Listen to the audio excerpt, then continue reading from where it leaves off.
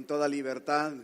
Abra su Biblia en la carta a los Efesios, en el capítulo 2, y vamos leyendo del versículo 19 al 22. Efesios capítulo 2, 19 al 22. ¿Trae su Biblia?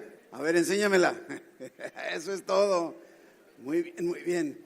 Dios nos está llevando, hago un paréntesis, nos está dirigiendo para hacer un énfasis muy fuerte en que aunque las Biblias electrónicas son muy buenas, muy prácticas, pero que hagamos un hábito de traer a la iglesia, al santuario, una Biblia física. Yo sé que va contra cultura a lo mejor, pero acuérdense que somos contra cultura. Efesios 2, 19 al 22. Así que ya no sois extranjeros ni advenedizos, sino conciudadanos de los santos y miembros de la familia de Dios, edificados sobre el fundamento de los apóstoles y profetas, siendo la principal piedra del ángulo Jesucristo mismo, en quien todo el edificio bien coordinado va creciendo para ser un templo santo en el Señor, en quien vosotros también sois juntamente edificados para morada de Dios en el Espíritu. Oh Padre Celestial, confiamos plenamente en tu poder, en tu Espíritu que hable a nuestra mente, a nuestro corazón. Nos declaramos tierra fértil, mi Dios. Estamos dispuestos para recibir de ti y no palabra de hombre. Queremos ser instruidos, Padre. Tu palabra es viva. No hay necesidad de vivificarla porque está viva y es eficaz. Te damos gracias por ello, Padre. Cumple tu propósito en nosotros, en el nombre de Jesús. Amén. Tome su lugar. Como lo hemos venido platicando. ¿Quién estuvo el domingo pasado presente? A ver, levante su manita. ¿Sí? ¿Y los demás dónde andaban? Estamos en una serie en el mes de agosto que está relacionada precisamente, tomada de la carta de Pablo a los Efesios. Y hemos venido viendo algunos puntos. Y el domingo pasado en particular tocamos un tema con el título Contracultura. ¿Se acuerdan? Contracultura. Un contraste podemos ver entre lo que éramos antes de conocer a Dios y lo que ahora somos. Vimos que la Biblia nos dice con toda claridad que estábamos muertos en nuestros delitos y pecados y nos dio vida, ¿sí? Estábamos en enemistad con Dios, estábamos separados, destituidos de Dios y ahora hemos sido en Cristo reconciliados con Él. Todo gracias a que es por fe debido a la gracia de Dios. Es ahí donde sabemos que es solo por gracia, por la muerte y la resurrección de Jesucristo a nuestro favor. Y también hablamos el domingo pasado en este tema de la contracultura, hablamos acerca de la palabra gracia y las definiciones de la palabra, ¿verdad? Dijimos la palabra gracia ha sido el concepto muy discutido a lo largo de los años, de los siglos podríamos decir. Y algo muy importante o muy de resaltarse de la semana pasada es que la gracia no es solamente para moverse en la salvación. La gracia no solamente es para nuestra salvación. Si bien es cierto, somos salvos por la fe mediante la gracia. Y es solo por gracia, no por obras para que nadie se gloríe. Sí, eso es muy cierto. Pero como resultado de la gracia es que entonces tú y yo debemos vivir como lo que ya somos. Por eso es importante saber quiénes somos, ¿sí? Y esa salvación no es automática, no nos sucede automáticamente. Debemos responder con nuestras propias decisiones en un arrepentimiento genuino. Es que somos salvos por la fe, y eso no hay duda. Y comentamos que las definiciones de la palabra, decíamos, ¿se acuerda? El lenguaje o el idioma original en el que el Nuevo Testamento fue escrito es el griego. Y es por eso que a la hora que estamos estudiando recurrimos a los diccionarios griego-español para entender un poquito mejor lo que originalmente se quiso decir. Y cuando leemos gracia, hemos encontrado definiciones de la palabra gracia que significa favor inmerecido, un regalo que no merezco. Y esa es una definición correcta, pero no completa, Porque el concepto de la palabra va mucho más allá que favor inmerecido. ¿Se acuerda que lo vimos el domingo pasado? Va mucho más allá. Dijimos que el diccionario bíblico del griego al español dice que gracia, además de ser un favor inmerecido, es la influencia divina sobre el corazón y su reflejo en la vida diaria.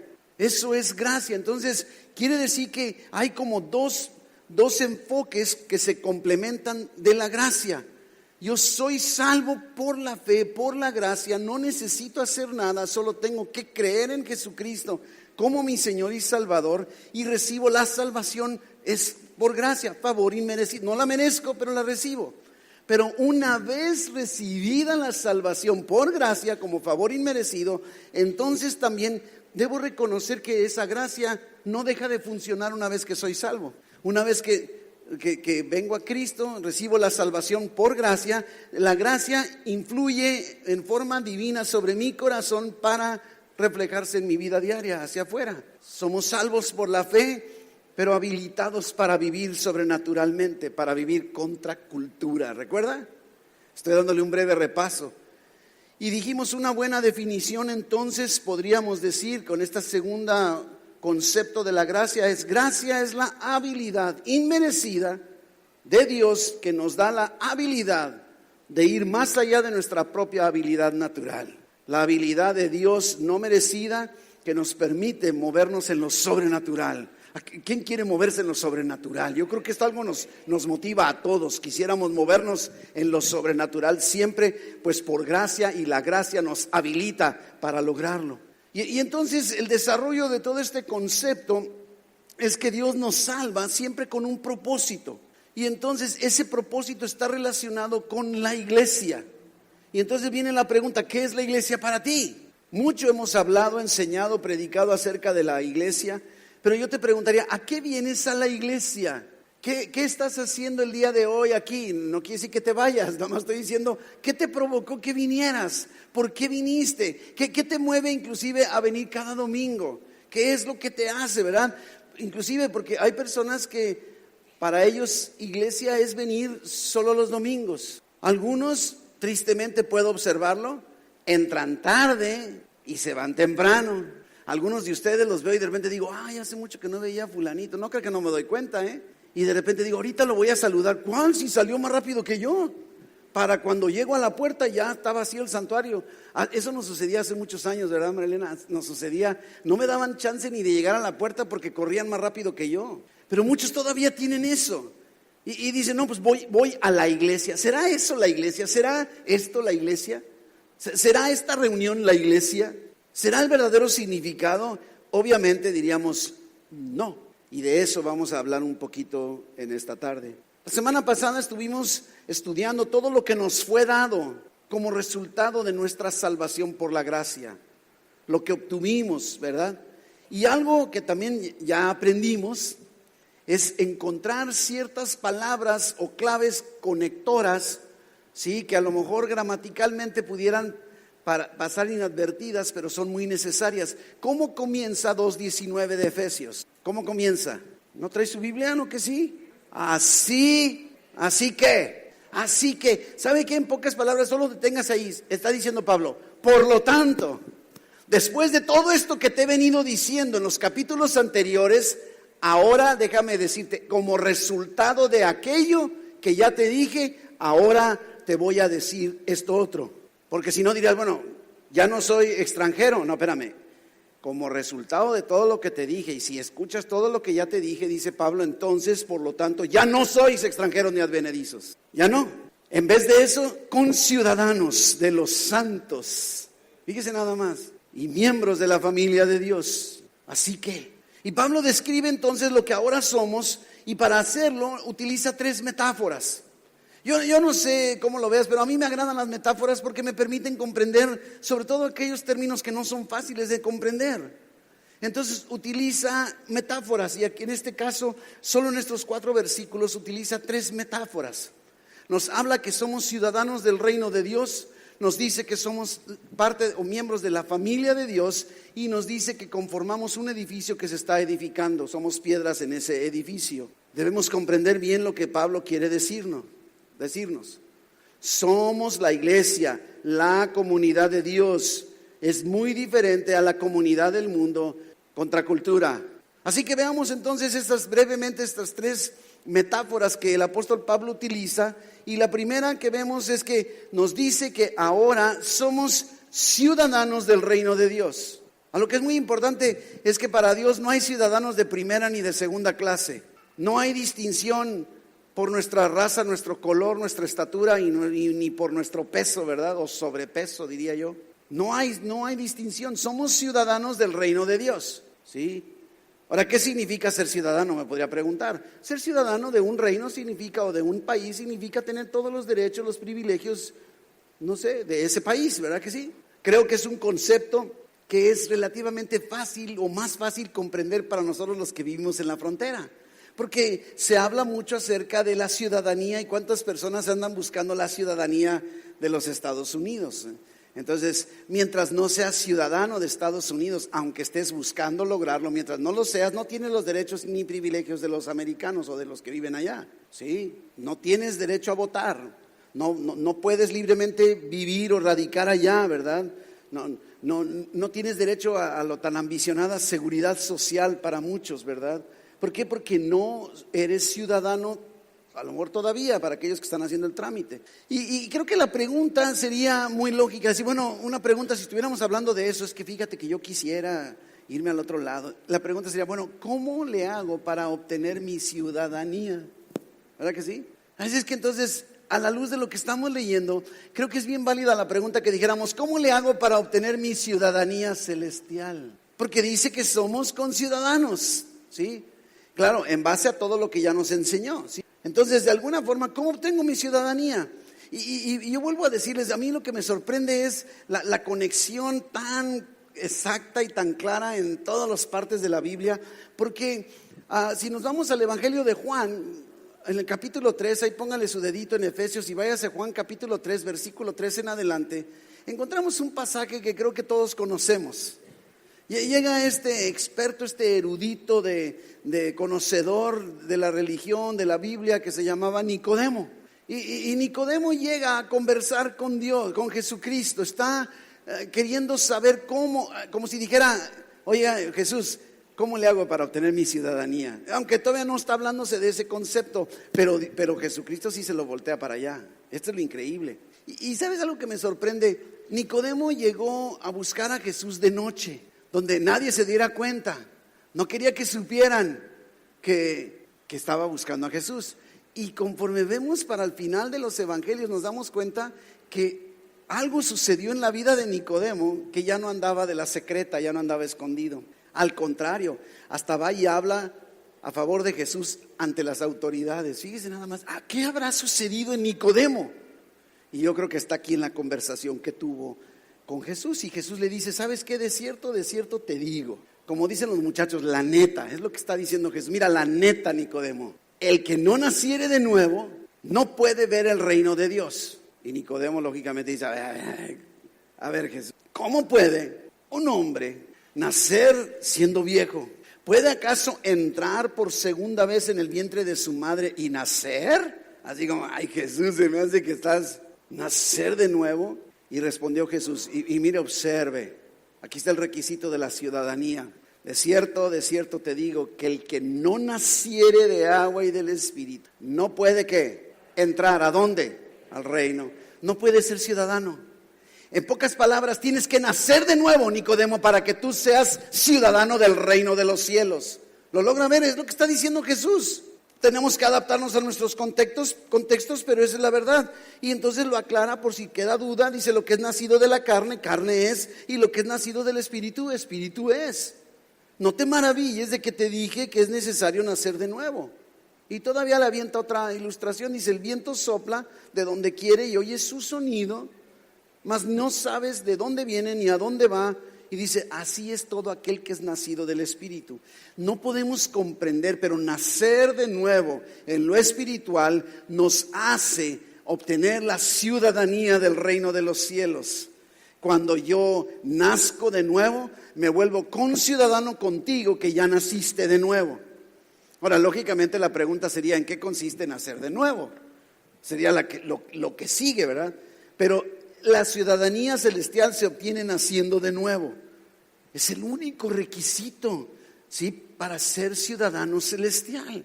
Aquí está bien claro, para formar parte de ese reino. Y ese reino se refiere a la iglesia, se refiere a nosotros como congregación.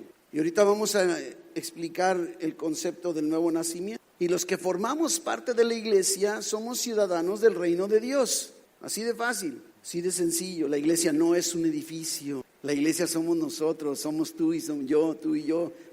Nosotros somos la iglesia. No estamos en la iglesia. La iglesia que somos nosotros estamos sentados, reunidos en el santuario. Este es el concepto bíblico.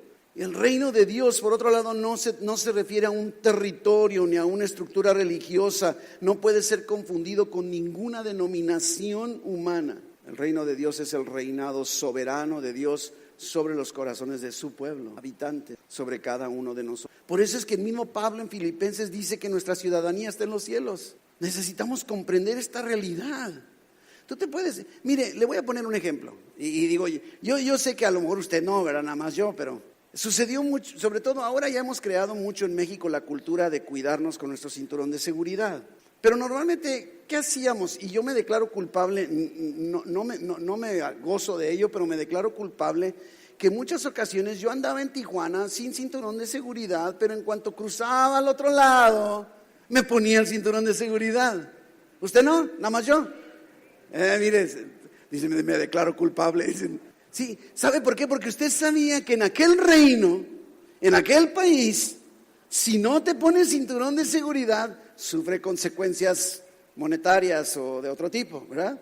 En Tijuana, pues si no me lo pongo, pues no importa. Entonces soy ciudadano mexicano, si no me quiero poner el cinturón, no me lo ponía. Ahora ya no, porque ahora están más duros, ¿verdad? Y entonces ahora sí me lo pongo. Las condiciones o requisitos o restricciones del reino o del país México han cambiado, ¿verdad? Pero allá no. Y es exactamente lo mismo, tenemos que comprender, hemos sido trasladados de las tinieblas al reino de Dios. Entonces ahora es como cuando cruza la frontera. Estabas en el reino de las tinieblas, ahora en Cristo estás en el reino de Dios. Ahora entonces vive bajo las normas y las reglas del nuevo reino, bajo el cual tú ahora no solo circulas, sino eres ciudadano. Eso es lo que está queriendo decir, lleva una implicación. Somos paisanos de un reino fuera de lo común, no es un reino cualquiera. Y por lo tanto celebramos juntos, nos identificamos, festejamos, convivimos, como anoche, la noche mexicana, excelente, ¿verdad? Un tiempo de convivio que estuvimos tan a gusto, disfrutando no solo de la comida, sino de las pláticas, las conversaciones. Estuvimos juntos, celebrando juntos, ¿verdad?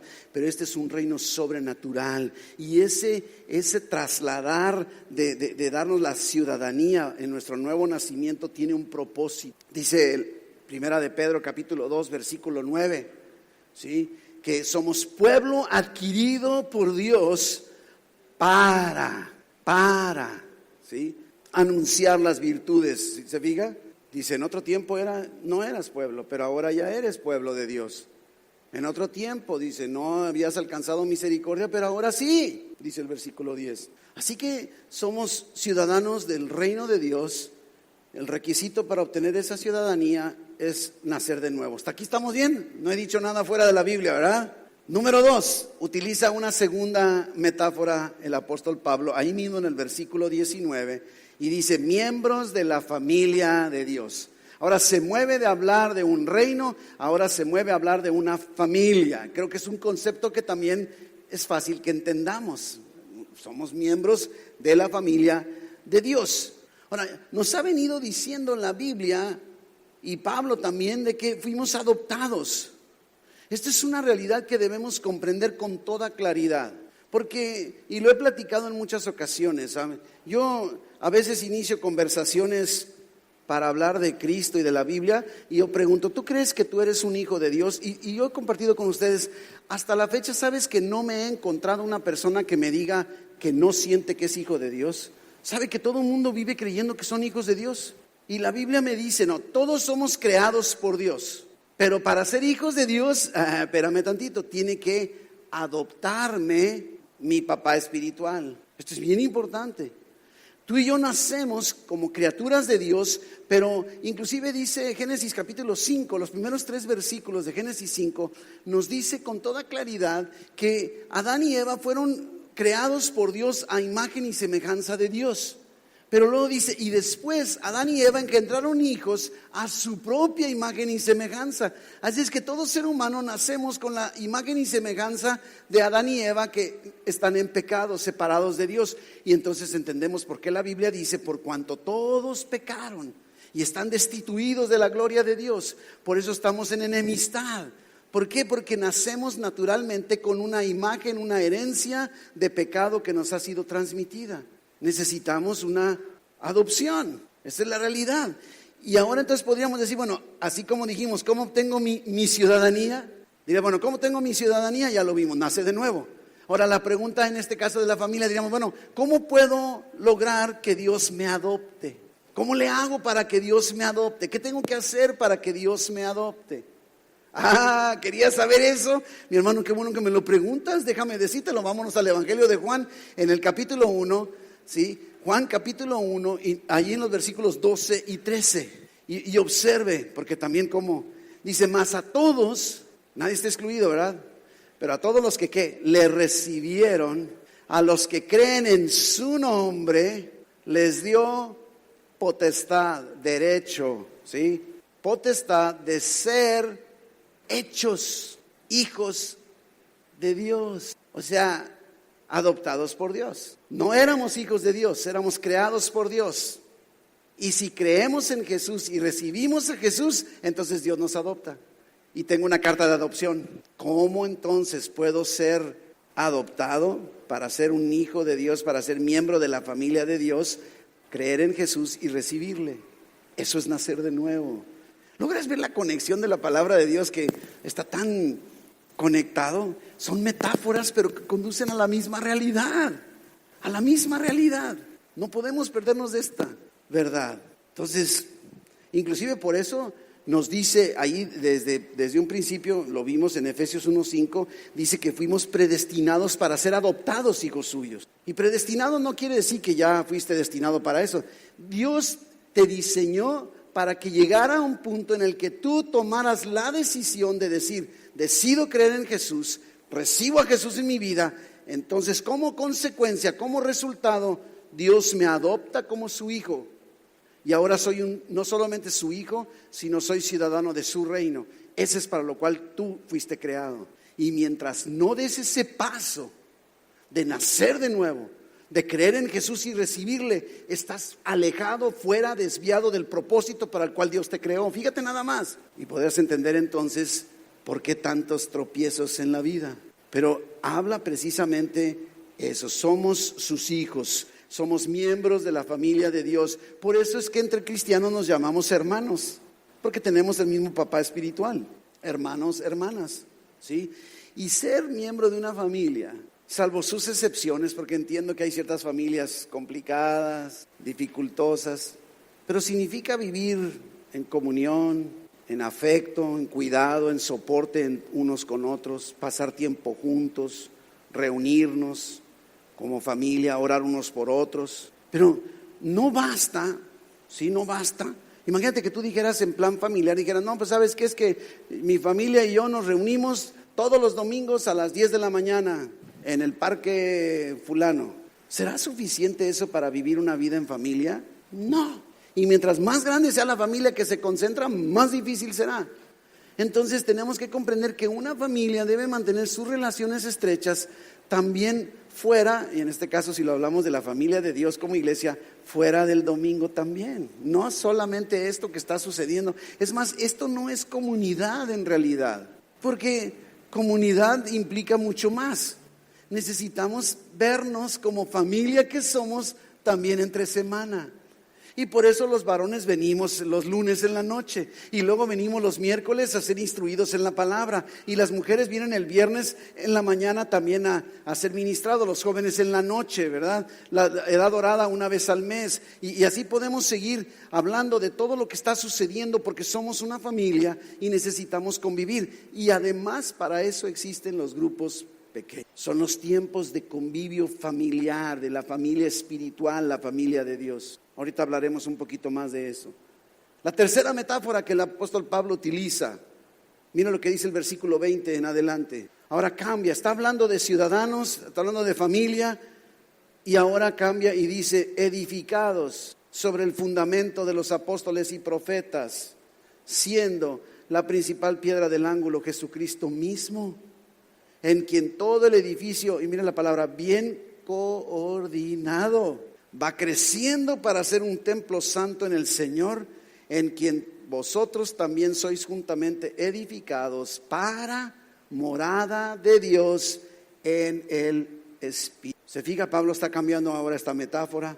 Somos piedras en el templo de Dios, en el edificio de Dios. No solo somos ciudadanos, no solo somos miembros de la familia de Dios, somos esos como piedras, ladrillos, piezas del edificio de Dios. Porque en realidad somos una comunidad constituida, formada por personas.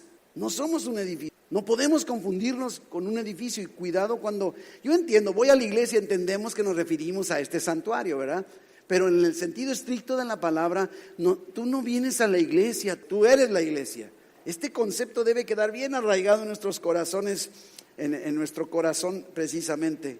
Antes, inclusive, cómo se presentaba y se manifestaba la presencia de Dios en el tabernáculo, ¿se acuerdan? Ellos podían ver cómo la gloria de Dios descendía al lugar santísimo, inclusive una nube. Lo mismo sucedió en el templo de Salomón. Llega un momento en que dice: a causa de la nube de la gloria de Dios, ni los sacerdotes podían estar adentro del templo. Es lo que nos enseña la Biblia con toda claridad. Y entonces por eso se pregunta a Salomón y después se pregunta a David, o sea, ¿acaso podrá Dios morar en un edificio así? Si los cielos no te pueden contener. ¿Te puedes imaginar? O sea, además pregúntate, ¿crees que aquí quepa Dios? O sea, viéndolo como lo que es, o sea, ni aunque nos ampliemos hasta la playa o hasta la frontera y hasta Ensenada, no cabe Dios. Dios es grande. La tierra es el estrado de sus pies, nada más analícelo. Pero entonces tenemos que comprender de lo que está hablando. El templo en realidad en el Antiguo Testamento era un símbolo representativo de que Dios habitaba en medio de su pueblo. Veías el templo y decías: ahí está Dios, aquí anda Dios. Y por eso mucha gente pensaba, y actualmente lo piensa: si me alejo tantito de San Pablo y me voy al oscurito, Dios no está acá y me puedo salir con mi... Y esto es lo que está queriéndonos enseñar Dios a través de las letras de: con Jesucristo ahora tú y yo somos el templo. Ya no es un templo. Nos dice con toda claridad ahí en Juan 1:14 que dice que Jesús habitó entre nosotros.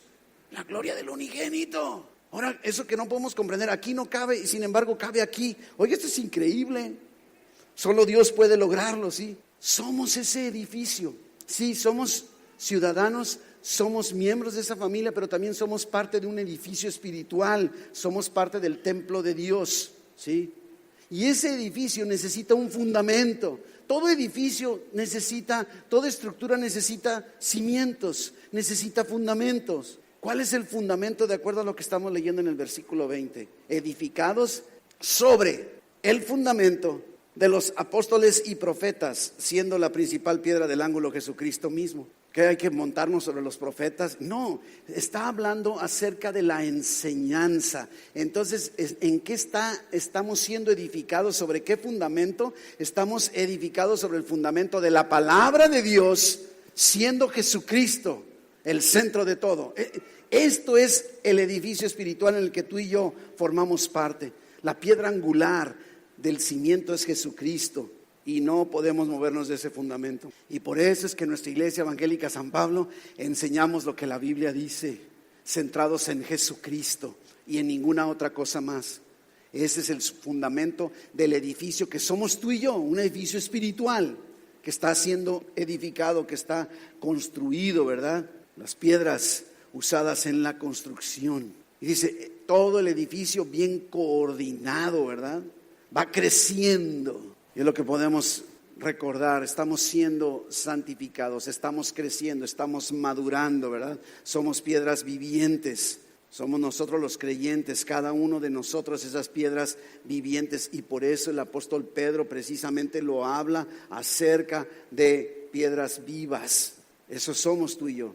Ahora, lógicamente, ¿para qué es esa construcción? ¿A dónde nos conduce esa madurez como edificio espiritual que somos? Dice, para morada de Dios en el Espíritu Santo. Tenemos que ir avanzando, madurando como iglesia para dar más cabida a la habitación del Espíritu Santo que está en cada uno de nosotros, que somos cada uno de nosotros piedras vivas en el edificio espiritual. Nunca debemos pensar que Dios solamente está aquí, así como, hola Dios, pues vine a visitarte hoy domingo, y cuando sale, bye Dios, nos vemos el próximo domingo.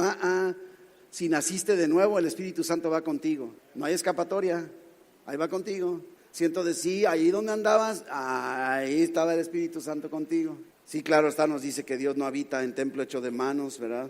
Pero habita ¿en dónde? En nosotros, en nosotros. Tú y yo somos templo de Dios. Insisto, la Biblia enfatiza, somos precisamente el templo de Dios. Dios habita en medio de su pueblo, los ciudadanos del reino de los cielos, en medio de los que pertenecemos a su familia. Aquí habita en nosotros, en medio de aquellos que estamos siendo edificados sobre el fundamento de las Escrituras, concentrados en Jesucristo. Miren lo que dice desde el profeta Isaías 57. Isaías 57, miren lo que dice el profeta años, cientos de años atrás del Nuevo Testamento, antes de que Pablo escribiera. Dice, porque así dijo el alto y sublime, está hablando Dios, dice, el que habita la eternidad y cuyo nombre es el Santo. No hay pierde, está hablando Dios. Y miren lo que dice, yo habito en la altura y la santidad, y con el quebrantado y humilde de espíritu, para hacer vivir el espíritu de los humildes y para vivificar el corazón de los quebrantados. ¿Te fijas cómo desde el Antiguo Testamento está diciendo que Dios habita en medio del creyente, del que ha nacido de nuevo, que el que ha recibido a Jesucristo, que ha creído en Él, ¿sí? Dios habita dentro de cada creyente en forma personal, individual, a través del Espíritu Santo. Esa es la realidad. Y la Biblia nos enseña una y otra vez que somos templo de Dios, templo del Espíritu Santo, ¿sí? La iglesia no es un edificio de ladrillos y cemento, somos nosotros, somos tú y yo, el templo de Dios bien cimentado, y vaya que necesita estar bien cimentado. Por eso la palabra de Dios y Jesucristo, para que ese edificio espiritual nunca se desmorone. Solo podemos ser ciudadanos del reino, solo podemos ser parte de la iglesia de Dios, solo podemos ser miembros de la familia de Dios si tenemos una relación personal, si hemos nacido de nuevo. Y al menos aquí en Iglesia Evangélica San Pablo somos una iglesia cimentada sobre un solo fundamento, y ese es Jesucristo. No hay más, no hay más, no hay más. Esta es una realidad. Así que entonces la pregunta sería, ¿has nacido de nuevo? ¿Has nacido de nuevo? Porque si no has nacido de nuevo, todo lo que viene después del ya que no es para ti. Necesitas dar este primer paso, decir, yo quiero nacer de nuevo. ¿Y cómo le hago? Creo en Jesucristo y lo recibo en mi corazón. Y entonces ahora sí tienes adoptado como hijo, y entonces eres miembro de la familia de Dios, ¿sí? Eres ciudadano del reino de los cielos, te otorga tu ciudadanía. Tendrás doble ciudadanía, la mexicana y la celestial, y serás parte de este edificio espiritual. Así que al terminar este sermón hoy te pregunto, ¿has nacido de nuevo? Y si no, ¿quieres dar este paso de nacer de nuevo ahorita? Levanta tu mano. Solo quiero orar contigo antes de concluir, que tú digas, yo quiero nacer de nuevo, yo quiero a Jesús en mi vida, yo quiero nacer de nuevo, yo quiero la salvación, yo quiero ser adoptado por Dios, quiero que Él sea mi Padre Celestial. ¿No? Ok, sigamos. Vamos terminando. Ser miembro de la familia de Dios no es algo que le agregas a tu estilo de vida. ¿Hay alguien allá? ¿Dónde? Venga para acá. Venga. Vamos a orar. No tenga miedo, venga. Y si usted no levantó la mano y quiere pasar, aprovechese, aquí viene este varón valiente, usted también anímese. ¿Qué tal? Vamos orando nada más, vamos a platicar con Dios. Yo le voy a dar algunas palabras nada más para que usted sienta comodidad. Apropiese de las palabras, no son mágicas mis palabras, nada más el chiste es que usted se las apropie, es que cierre sus ojos y platique con Dios y dígale: Dios, en esta tarde reconozco todo mi pecado, te pido perdón, me arrepiento, yo creo en ti, Jesús, te recibo como mi Señor, como mi Salvador, y te doy gracias, Dios, por la vida eterna que ahora en Cristo me has dado. Me has adoptado como hijo tuyo y soy ciudadano de tu reino. Gracias, en el nombre de Jesús. Amén. Le van a dar un Nuevo Testamento, si gusta pasar con José. Pase ahí con él, le van a dar. Mis hermanos, si de veras hemos nacido de nuevo, se debe notar. Debemos dejar de estar criticando la iglesia. Debemos analizarnos a nosotros mismos. La realidad es que fuimos creados para vivir en comunión. Si Dios nos creó para ser adoptados como sus hijos, ¿cómo viven los hijos de una familia? En comunión, ¿sí? En comunión. Y comunión va mucho más allá de una conversación. Por ejemplo, ahorita ahí en los pasillos me encontré con mi hermano Efrén, platiqué, conversé, y ahorita al salir a lo mejor le doy la mano, nos despedimos, y digo que le diga: oye, Efrén, qué buen tiempo de comunión tuvimos. Y Efrén me diría: oiga, pastor, se me hace que eso no fue comunión. Claro que no es comunión. La comunión va mucho más allá que una conversación, va mucho más allá que solo platicar, ¿sí? Comunión es amar a la familia de Dios. ¿Y por dónde empiezo entonces a dar estos pasos una vez que ya soy cristiano, una vez que he nacido de nuevo, una vez que soy ciudadano celestial, una vez que soy miembro de la familia de Dios? Lo primero que tienes que hacer es tomar una determinación. Determina o decide pertenecer. Tienes que tomar la determinación de decir: esta es mi iglesia, decido pertenecer a esta iglesia conformada por todos los cristianos que se reúnen en San Pablo Playas. Tenemos que dar este primer paso, porque vivimos así. No tiene sentido hablar de un cristiano que no se congrega. No tiene sentido. Y tristemente muchos cristianos andan como cristianos flotantes.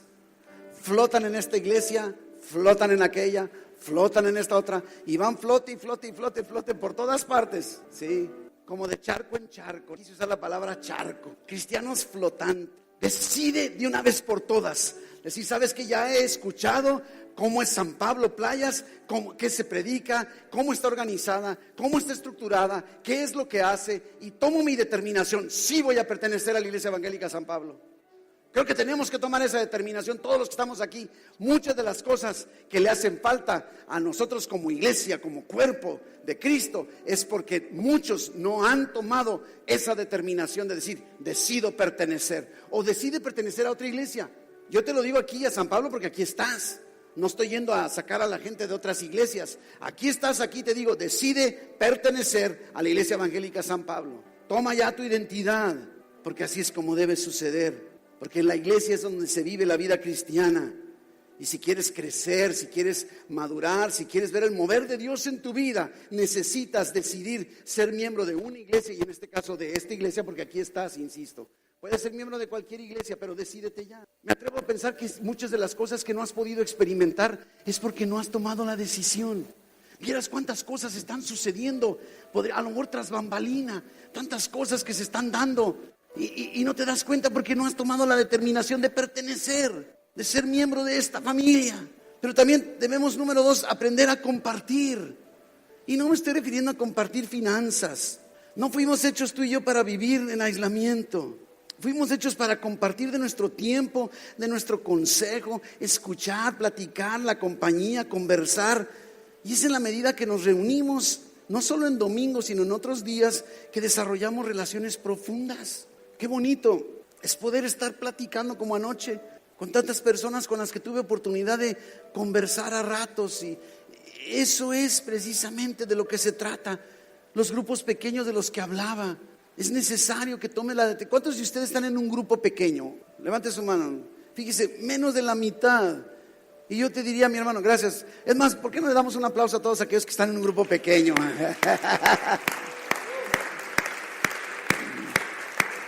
Los felicito. Y estoy seguro que aún en medio de cualquier circunstancia que suceda en un grupo pequeño, están siendo bendecidos, porque es el plan de Dios. Y yo les invito a aquellos que no están en un grupo, acérquese a los servidores en la puerta conmigo y diga: yo quiero pertenecer a un grupo pequeño. Ahorita mi hermano José Rodríguez, nada más que salió ahorita con el varón, él puede acercarse con él. Mire, si usted necesita un grupo para el cual no existe, que usted diga: es que yo en ese horario lo damos de alta, vamos a crear un grupo para que usted no tenga pretexto para pertenecer a uno, porque es en el grupo pequeño en donde se va a poder aprender a compartir, es donde crecemos y maduramos. Y también debemos estar colaborando. Colaborando me refiero a servir. Fuimos hechos para servir a Dios. Y en la medida que tú no te identifiques con la iglesia, como precisamente identifiques membresía en San Pablo, y mientras no estés conviviendo y compartiendo con otros, ¿cuál es la necesidad? Hasta puedes ver, servir, no sé. Pero cuando empiezas a comprender, mi hermano, la familia de Dios en San Pablo te necesita, yo te necesito. Y no me refiero para ser usado, pero cuando todos cumplimos el papel para el cual fuimos diseñados. Dios no te salvó para que vengas todos los domingos y te quedes ahí sentado y salgas diciendo qué feo o qué bien o qué mal estuvo el sermón. Para eso no te salvó Dios. Vamos sirviéndonos unos a otros. Te puso en esta familia para que sirvas, que nos amemos unos a otros, que nos sirvamos unos a otros, cada quien en nuestro papel. Y por último, algo bien importante, las relaciones cercanas. Lo que la Biblia identifica en el griego como koinonía. Es una palabra que va más allá de convivir. Koinonía la traducimos como comunión, pero va mucho más allá de tener un tiempo. Tenemos que aprender a vivir comprometidos unos con otros. Fíjese que Pablo nos dice en los Romanos que debemos tener preferencia, o sea, dándonos preferencia unos a otros. ¿Por qué? Porque somos familia. No he escuchado por ahí que muchos dicen: no, es que la sangre llama. ¿No ha oído eso? A lo mejor usted lo ha dicho, ¿no? Es que la sangre llama, queriendo decir que por un hermano de sangre se puede hacer lo que sea. Bueno, la sangre del Cordero de Dios llama para que todos aquellos que hemos sido adoptados como sus hijos nos pongamos a servir unos a otros, dándonos preferencia unos a otros en todo lo que hagamos, amándonos unos a otros, porque eso es lo que Él ha dicho. Jesucristo dice, Primera de Juan, dio su vida por nosotros y nosotros debemos dar nuestra vida por los demás. Esa es la evidencia de nuestra pertenencia. Y te pregunto, ¿tú perteneces a la iglesia evangélica San Pablo? La otra no te lo pregunto, porque si naciste de nuevo ya perteneces, eres miembro de la familia de Dios, eres ciudadano del reino celestial. Pero mi pregunta sería, ya que estás aquí en San Pablo hoy, te preguntaría, ¿perteneces realmente a la iglesia evangélica San Pablo? ¿Eres parte? ¿Has tomado la determinación y estás involucrado? Aquí es en donde todo cobra. Demos este paso y se empieza tomando una decisión. Es decir, sabes que soy hijo de Dios, soy miembro de la familia de Dios. Esta es parte de la familia de Dios en San Pablo Playas y tomo la determinación de ser miembro de esta iglesia en particular para amar y servir unos a otros. Padre Celestial, cuántas gracias te doy, porque utilizas metáforas, Padre, para comprender mejor nuestras inquietudes y nuestras dudas. Gracias, mi Dios, por el privilegio de haber sido adoptados como hijos tuyos. Gracias, Dios, porque ahora somos ciudadanos de tu reino celestial, conciudadanos unos con los otros. Y somos ese edificio que tú estás edificando, edificio espiritual. Mueve el corazón de cada uno de nosotros, Señor, para que podamos tomar la determinación y dar los pasos específicos que tú has requerido de nosotros. Gracias, en el nombre de Jesús. Amén.